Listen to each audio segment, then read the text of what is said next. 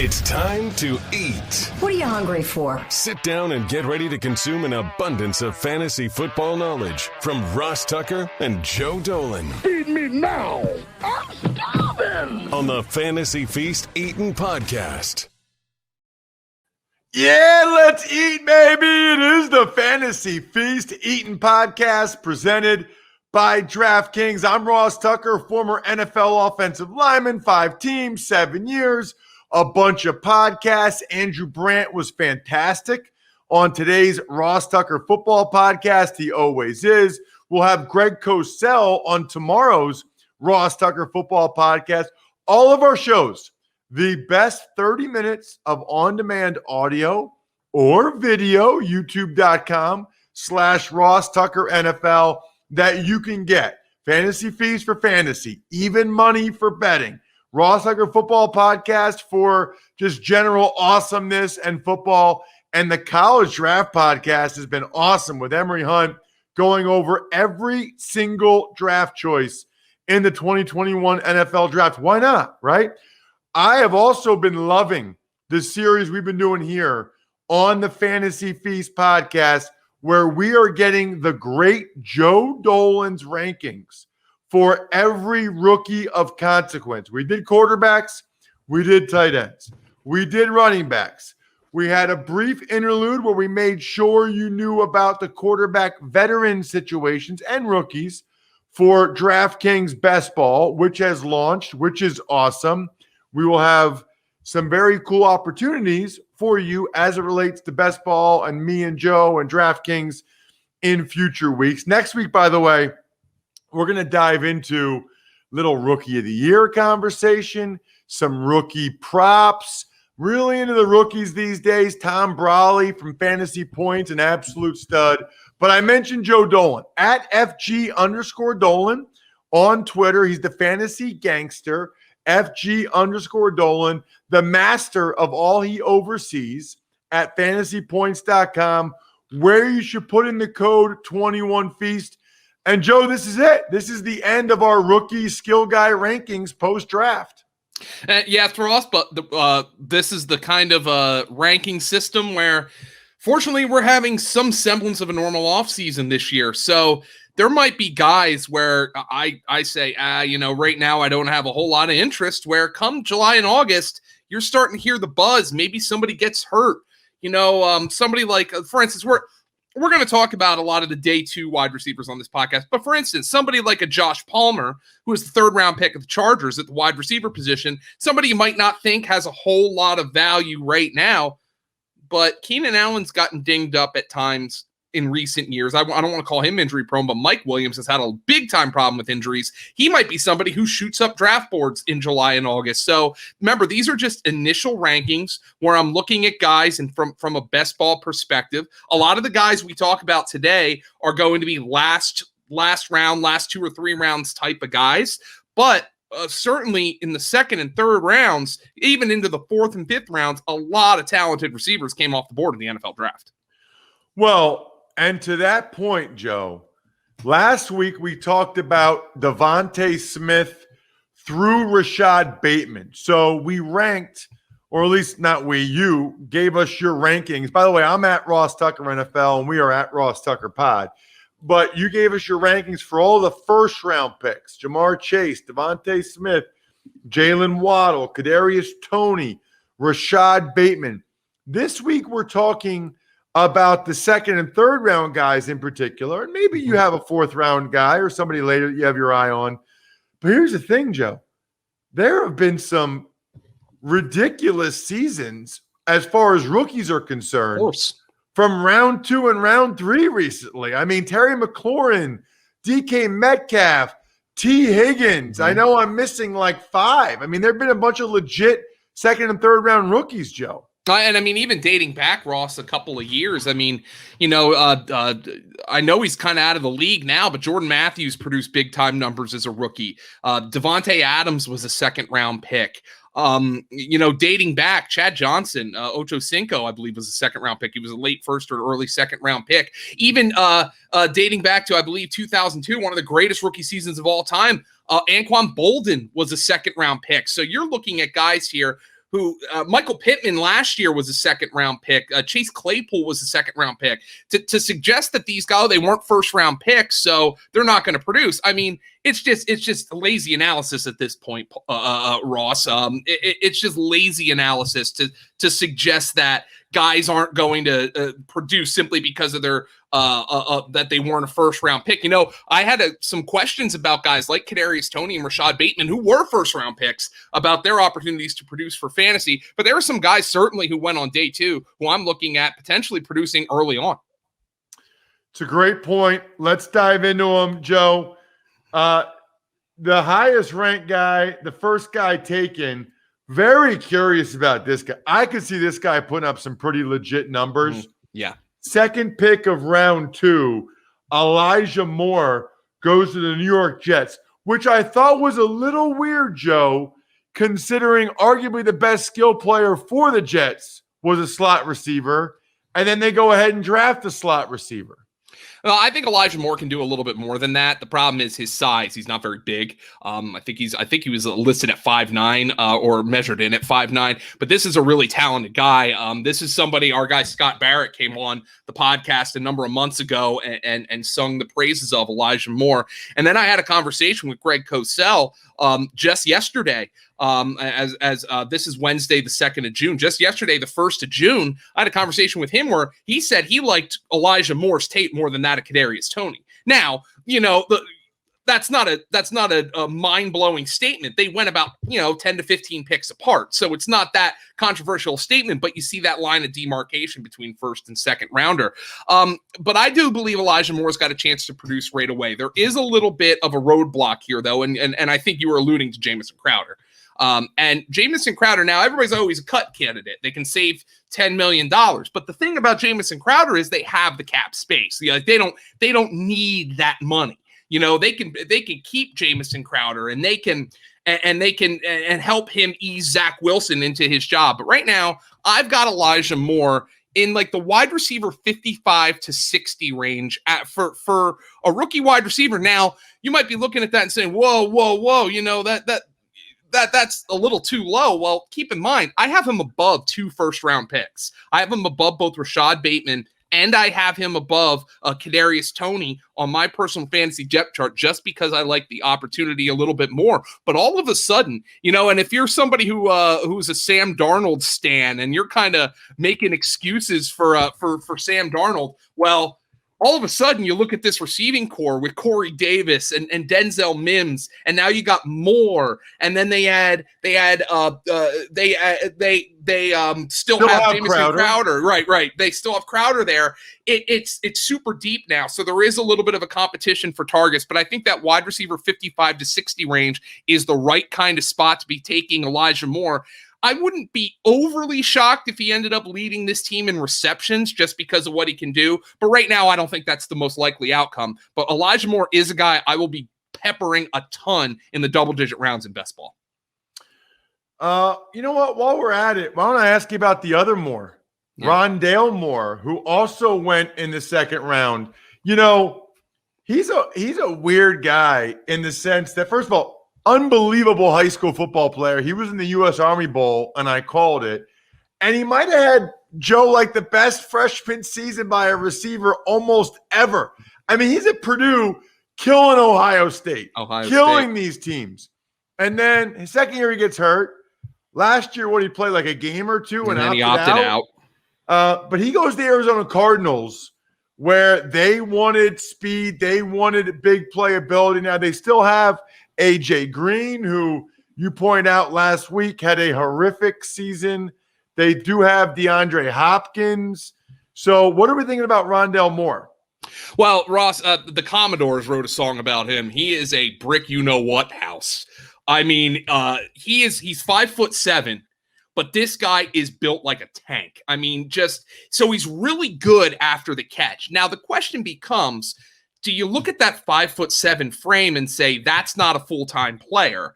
That's somebody who we're going to play 45 to 50% of the snaps, and we're going to manufacture touches for him. Cliff Kingsbury has been good at manufacturing touches in his NFL career as a coach thus far. And does that mean that he's not going to produce a whole lot for fantasy? Or is he more of like a really good NFL player who doesn't get it done for fantasy all that much? I can tell you our projection for Rondale Moore at fantasypoints.com right now. We have him for 46 catches as a rookie. And now that's presupposing Larry Fitzgerald does retire. I certainly think if Larry Fitzgerald says, I'm going to come in and I'm going to be a part-time player, the Cardinals would accommodate that. But certainly at this point, Rondale Moore gives you more, no pun intended, as a slot receiver than Larry Fitzgerald does. Just a really good after-the-catch type of guy. I would think in leagues where you might have return yardage, Rondale Moore could contribute there. I currently have him at, let me find him in my rankings here. I currently have him at wide receiver 68 in my personal best ball rankings. Coincidentally, that's where we have him in our staff projections at fantasypoints.com, wide receiver 68. I'm just not sure the volume's going to be there, but certainly an explosive player, somebody who I will be dabbling in when I take him towards in the background of a best ball draft. He certainly just gives you more juice than some of the, for instance, AJ Green. I think I'd rather have Rondale Moore than AJ Green. Maybe that ends up looking stupid because I think the Cardinals are counting on AJ Green to start for them on the perimeter, but I just truly believe that Rondale Moore offers more upside at this stage. Well, especially best ball, right? Like, doesn't it seem like Rondale Moore is a good candidate to have 2 or 3 big games because of his big playability? Right. And I mean, there's a chance here where Rondale Moore has like 3 games where he has 3 catches for 100 yards and a touchdown. Now, he might end up with 40 catches on the season. He might have 5 or 6 games where he doesn't catch a football. But as your 6th receiver on a best ball team, those spike games are what matter. You know, take it from me, the guy who keeps falling into the Deshaun Jackson trap every single year. Those spike games do matter. And I think Rondale Moore gives you an opportunity to get those spike games. Guaranteed they're going to manufacture touches for him. That includes jet sweeps. That includes the little pop passes that Sean McVay has made popular, you know, throwing to Cooper Kupp and Robert Woods with the Rams. So I certainly think Rondale Moore is going to be utilized in that kind of role. Joe, can I ask you a personal question quick? Yes, you can. Are you losing your hair at all? Yeah. I am. Ross, it's a slow death right now, but you do notice I try to switch up the hats here. I wasn't ask any of my college friends. I wasn't a hat guy in college. Now my wife, she tells me, she's like, I like when you wear hats now. And I was like, that's a backhanded compliment. No, you know what? My wife has always liked when I wore hats, but a lot of times for the TV stuff and speaking engagements, so a lot of stuff I do, you can't wear hats. I don't know if you're using Keeps or not yet, Joe, but if you want to keep your hair, and most people do, you absolutely should. Look, we know about the FDA now with all the pandemic stuff. They've approved 2 medications that prevent hair loss. That means in multiple studies, there is evidence and proof that they prevent hair loss. This isn't like, oh, I think that might. No, it does. And I've been a customer for years. In fact, I was putting the topical solution on my head and taking the pill before I heard about Keeps. And then Keeps came out and I was like, hold on a second. I don't have to go to the doctor anymore to get the prescription for the pill. I don't have to go buy the topical solution or go to the drugstore to pick it up. No, you don't. It's an online doctor. It's beautiful. They send them both to my house now. The topical solution and the pill. If you are ready to take action and prevent hair loss like Joe Dolan needs to, go to keeps.com/feast to receive your first month of treatment for free. Joe, I'm going to give you that. I'm going to give you that as a bonus for doing the show. I'm going to sign you up for Keeps. KEEPS.com/feast. Oh, give me that topical, Ross. Free. What is that? KEEPS? Yeah, KEEPS.com/feast. That would be, Joe, if you sign up and send me the screenshot, I will get you something legit because I'm just telling you, dude, look at my hair. Look at go back to see me on TV like 5 years ago, 8 years ago. I actually think it looks even better. Anyway, let's keep it going because there's some more receivers to get to, including round 2 guys. The next guy, believe it or not, to go off the board was to the Seattle Seahawks. Dwayne Eskridge was the 24th pick of round 2, Joe. I don't know, man. DK Metcalf, Tyler Lockett, Julio Jones rumors, which I highly doubt, by the way. Yeah. I don't know if I'm feeling Eskridge feels like he's maybe more of a dynasty longer-term play than he is a best ball guy or a guy for this year. Yeah, I think you can make the argument that he's a worthwhile final round best ball kind of pick, Dwayne Eskridge. He is super explosive. One of the problems that I think dynasty players might run into with Dwayne Eskridge is reconciling that he's a super old rookie. Here's me. I turned 35 in a month and a half, but he's 24. As a rookie, which is it's old for a rookie, Ross. Like let's call it like it is. There's some guys who haven't turned 21 yet who are entering the NFL. But the Seahawks see a guy who was super explosive in college. He was a special teams player of the year. I think he's going to be a return man. But I don't think they're going to let Russ cook. They tried it for a bit, and then Ross was cooking some spoiled food. I mean, let's be honest with it. So I don't think they're going to let Russ cook this year. I think they're going to be, once again, a low volume passing offense that's going to filter a significant number of targets to those two very good receivers, Metcalf and Lockett. Eskridge is a guy, I think if you draft him as a 6th or 7th wide receiver, you hope for him to have a game or two where he pops off and uses that explosiveness. That's interesting that you don't think they're going to let Russ cook.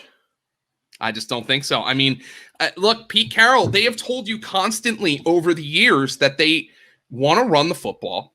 They re-signed Chris Carson this offseason. Russell Wilson is coming off arguably the worst 8-game stretch of his entire career after he started the season, on that hot streak. Oh, they're doing it. And then just something happened. They bring in Waldron. They bring him in from the McVay offense is they base everything around the run game.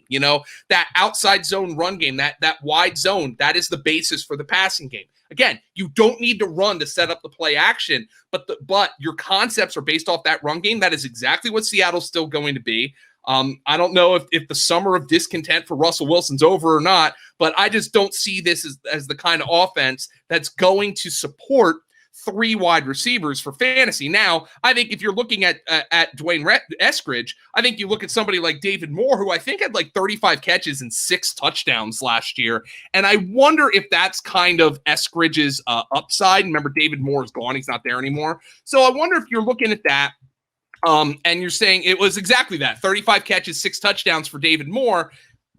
There's best ball value in that. Drafting that guy in the week where he scores a touchdown or 2, but there's not redraft value there. Okay, let's get to Terrace Marshall Jr. Mm-hmm. 2nd round pick, goes to the Carolina Panthers. Remember, played at LSU. Carolina Panthers offensive coordinator Joe Brady came from LSU, played for him. Is that enough? The combination of Terrace Marshall in, familiarity with Joe Brady, Curtis Samuel out. Very curious to hear your ranking on Marshall. Well, I think they can play him in the slot. We have him at wide receiver 74 right now, just as a kind of a guide. That's right in the same range as Emmanuel Sanders and Demarcus Robinson. So I think you understand that there's missing targets there. Maybe Marshall is the slot receiver there. Now, it seems like they might put DJ more in the slot.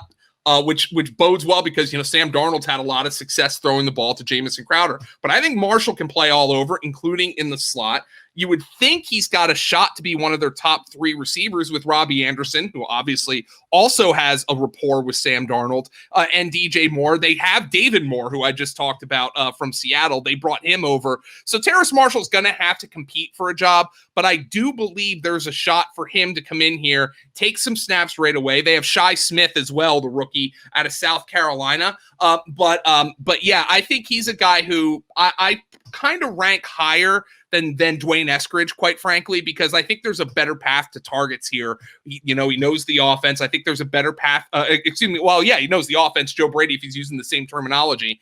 I think there's a better path to targets for Terrace Marshall here than there is for somebody like Dwayne Eskridge. What about Tutu Atwell with the Rams? Now, there's not a lot of targets available with the Rams necessarily. However, they took him in the 2nd round for a reason. Maybe they give him some manufactured touches, 3 to 5 a game. Maybe he's the jet sweep guy now. Is there a place for Atwell, especially in best ball, to maybe have a couple weeks where he scores for you? Well, and then you have to keep in mind what else is there. Deshaun Jackson's there, Mr. 1 week. Every season, Deshaun Jackson has one game where he blows up and then he blows out his hamstring and he's done for the year. So he's there. And look, Tutu Atwell's not an insurance policy against Deshaun Jackson. The Rams aren't as invested in Deshaun Jackson succeeding as the Eagles foolishly were the last couple of seasons. So what I think Tutu Atwell is Sean McVay saw a player here who has a rare trait. He is unbelievably explosive. He's also a complete outlier. Ross, when's the last time you weighed 148 pounds? That would have been 7th or 8th grade. I had a growth spurt probably around 8th grade, 9th grade, but my playing weight in high school when I first got to the varsity team as a sophomore was 175. So varsity what? Defensive end, Ross. I played 2A football. I didn't know you played high school football. Oh, Joe. yeah. Let me just say there's a reason I'm talking about it now. That's okay, though, dude. You served your country. I loved it. You played high school football. It's amazing. Yeah, I did. There's a reason I'm talking. One thing that I wish I would do in hindsight is I was a very meek player, and I would be so much more aggressive now. Just like you get into your 30s and you don't worry about pissing. It's like, dude, you're playing football. You're allowed to piss people off. I was a meek player, and that just didn't fly. For me to succeed, I needed to be a motor guy, Ross, and my motor was inconsistent. Anyway, let's just say this. Tutu Atwell, when guys talking fantasy football outweigh a wide receiver by 100 pounds, that ain't good. I mean, now I don't think he's a 90% snap guy. I think he's a 35-40% snap guy. I just pulled him off. I just drafted him in the 18th round in a startup dynasty draft. Nobody expects Tutu Atwell to be a volume guy, but in best ball, maybe you get into some of these deeper best ball drafts. Like the NFFC does these 33 round best ball champions drafts. And those are the types of leagues where he's going to go. He's got an ADP that's barely registering right now. And I can't really knock that. Right now you're considering they've got Cooper Kupp. They've got Robert Woods. They've got Deshaun Jackson for however long Deshaun Jackson stays healthy. They have Van Jefferson. There is a lot of competition for snaps and targets here. Josh Reynolds is gone. He's off to Tennessee, but Josh Reynolds is gone. So you have to keep that in mind. There is not a lot of snaps to be had here for Tutu Atwell, but he's the kind of guy who, if he plays 10 snaps, one of them might be a 65-yard touchdown. So he's more of a deeper best ball kind of guy. I don't think you're going to be seeing him getting drafted a whole lot in your standard DraftKings best ball drafts. All right, Joe, speaking of DraftKings, they got a ridiculous deal. If you go and sign up for DraftKings Sportsbook and you use the code Ross, you can turn $1 into $100 in free credits by betting on a basketball team. Embiid is not playing tonight. What are we doing, Joe? Sixers are winning anyway. First of all, what are we doing with our bet? Secondly, I saw Dr. Chow said the meniscus tear can get worse. I'm very upset right now, Joe. I'm very upset. I'm upset too. The Sixers, the hope seems to be that he's been playing with this for a while and they just noticed it. That seems to be the hope, but the Sixers are closing the series out tonight, Ross. Take it to the bank. I hope so, man. Even without him, huh? Yeah, even without him, they're taking it. They're taking it tonight. The Sixers had to have a terrible shooting performance and the refs in the pockets of the Wizards in order for the Sixers, even without Embiid, to lose in Washington. They're winning tonight, and then we just go say a few rosaries. All right, well, just use the code Ross. That's all that matters at DraftKings Sportsbook for that 100-1 odds. All right, I'm gonna throw some names at you, Joe. I want you to tell me if any of these guys are on your radar screen and/or ranked and/or relevant, okay? Nico Collins went to the Texans in the 3rd round. Tylan Wallace went to the Ravens in the 4th round. Amari Rodgers to the Packers in the 3rd round. Josh Palmer to the Chargers in the 3rd round. I'll tell you one that's interesting to me a little bit. Amon-Ra St. Brown and the Lions in the 4th round. That interests me. De'Ami Brown, 3rd round to the Washington football team. Well, I'll stop there for right now. any of those guys that you're like, yes, Ross, I need to talk about this guy? So, I mean, we can't talk about all of them. I think Nico Collins is going to see the field because, well, the Texans have no reason not to let him on the field, and they traded multiple picks up to get him. I think Amari Rodgers is interesting for the Packers, especially if Aaron Rodgers plays, because I think he can step into the slot. But the name that stood out to me, and maybe this isn't the exciting best ball pick, because I don't think there's a ton of upside. But to be quite frank, we actually have Amon-Ra St. Brown projected to lead the Detroit Lions wide receivers in catches. Now, I mean, that's like saying I'm the fastest guy on the fantasy point staff. That's not which I almost certainly am not, by the way. But it's not exactly the kind of race that you're going to sell tickets for. It's what I think it's a really, really thin receiving group. You have Tyrell Williams and Brashad Perriman who have had injury problems. Quintez Cephas is talented. I think he can step up there as well. But I thought Amon-Ra St. Brown should have gone higher in the draft. Tylan Wallace is making a buzz in Ravens minicamps, but keep in mind, that's where wide receivers go to die, and they spent a first-round pick on Rashad Bateman. So he already has an uphill climb. Another guy that I said it at the beginning of the show, Josh Palmer. If Mike Williams, who's in the final year of his rookie deal, if he has some issues, Josh Palmer doesn't have a whole lot of capital competition there. Now, they had guys last year in Jalen Guyton and Tyron Johnson who came out and made a splash. But you look at that wide receiver depth chart, if Mike Williams goes down, there's not a whole lot there. So you got Tyron Johnson and Jalen Guyton, Joe Reed, KJ Hill. Josh Palmer's going to have an opportunity to go in there and make an impact, and he's got Justin Herbert throwing him the football. So if Mike Williams has some issues, there's somebody I'm going to be very interested in as well. And when it comes to Diami Brown with Washington, Fitz is YOLO. Fitz is going to go out there and he's going to throw the ball down the field. Unfortunately, you have McLaurin, you have Curtis Samuel. The question is, can Diami Brown come in there and beat out Kelvin Harmon and Antonio Gandy-Golden for snaps? And that's something that remains to be seen. But there is certainly an opportunity for him to be one of their top three receivers by any point midway through the season. I'll throw you a couple more names just to see that Anthony Schwartz was a third-round pick. We talked Atwell. Jacob Harris, gosh, the Rams. Yeah, Jacob Harris is interesting, Ross, because he might be listed as a tight end. And if he's listed as a tight end, he is an absolute freak show. And that's where I have more interested in him, be more interested in him. The Rams took a bunch of freak shows in this draft.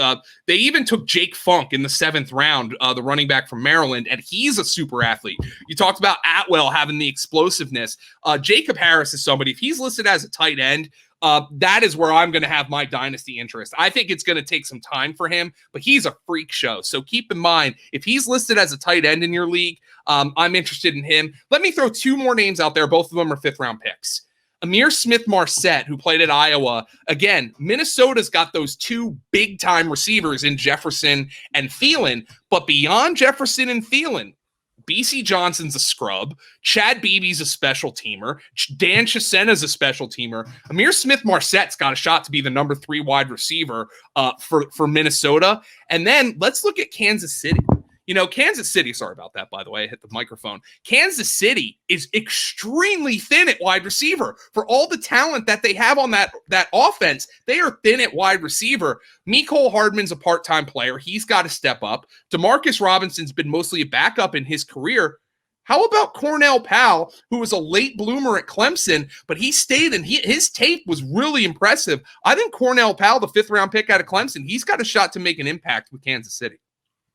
Next week on the feast, Rookie of the Year, betting with Tom Brawley from fantasypoints.com, where you should use the code 21feast and some rookie prop bets. Cannot wait. Check out Joe on Twitter at FG_Dolan. I'm at Ross Tucker NFL. We are at Ross Tucker Pod. That wraps up the rookie rankings. We'll dive into some of these rookie prop bets and Rookie of the Year bets next week here on the Fantasy Feast. Other than that, I'm stuffed. Thanks for listening to the Fantasy Feast podcast. Make sure to also subscribe to the Ross Tucker Football Podcast, Even Money, Business of Sports, and the College Draft. All available at Apple Podcasts, rosstucker.com, or wherever podcasts can be found. A lot of times on the show, I mentioned DraftKings. Here's what you need to know. You got to be 21 or older, New Jersey, Indiana, or Pennsylvania only. New customers only. Restrictions apply. See DraftKings.com/sportsbook for details. Gambling problem, call 1-800-GAMBLER, or in Indiana, 1-800-9-WITH-IT. By the way, if what I was talking about included a deposit bonus, doesn't always, sometimes it does. Deposit bonus requires 25 times playthrough, and deposit bonuses are paid out in site credit.